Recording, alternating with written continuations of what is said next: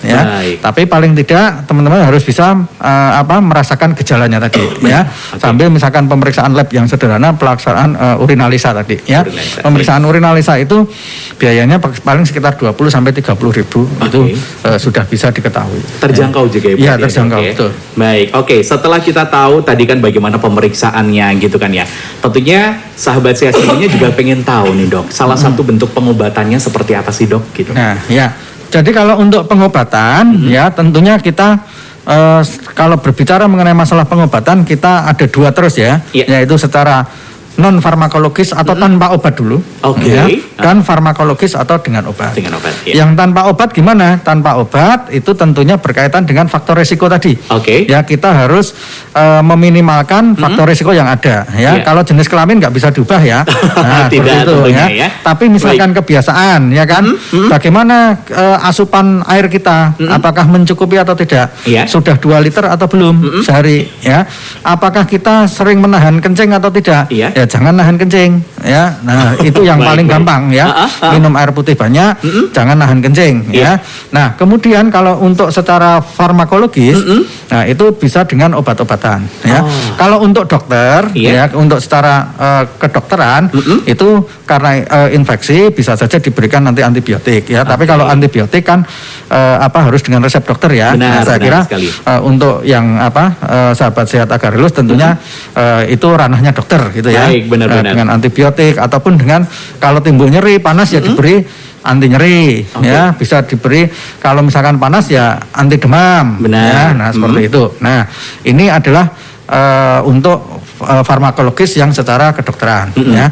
Tetapi bisa saja sahabat sehat Agarelus semuanya memanfaatkan bahan-bahan alam. Benar. Ya, bahan-bahan herbal yang bisa dipakai untuk menanggulangi infeksi saluran kemih ataupun untuk pencegahan.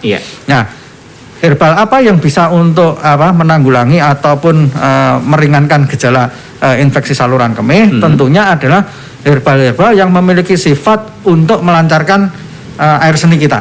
Ya, karena tadi jangan sampai air kencing itu tertahan lama, ya, atau stasis namanya, ya. Karena kalau tertahan lama nanti kotorannya bisa mengendap, ya, bisa menjadi media pertumbuhan bakteri.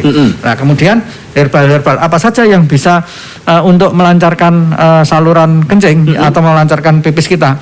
Ada banyak pilihannya. Oh, banyak. Ya, bisa saja memakai kumis kucing. Ya, Orthosipon stamineus ya. Bisa memakai alang-alang ya, Imperata cylindrica.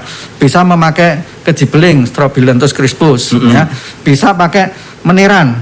Ya, meniran itu Phyllanthus niruri atau bisa pakai tempuyung Sonchus arvensis. Nah, itu saya kira banyak sekali itu sudah dimanfaatkan di Indonesia ya, dan juga sudah banyak penelitian bahwa tanaman-tanaman yang mengandung tadi ya bisa tempuyung, bisa kejibeling, kumis kucing, kemudian meniran. Nah, itu bisa untuk melancarkan air seni kita. Ya, dengan air seni kita akan lancar, ya kan, tentunya pembersihan saluran kemih menjadi lebih bagus. Benar sekali. Selain itu bisa juga memanfaatkan herbal-herbal yang berfungsi untuk antibakteri, ya, misalkan adalah pegagan, ya, Centella asiatica, itu bagus juga, ya, dan juga untuk menjaga kesehatan saluran kemih, ya.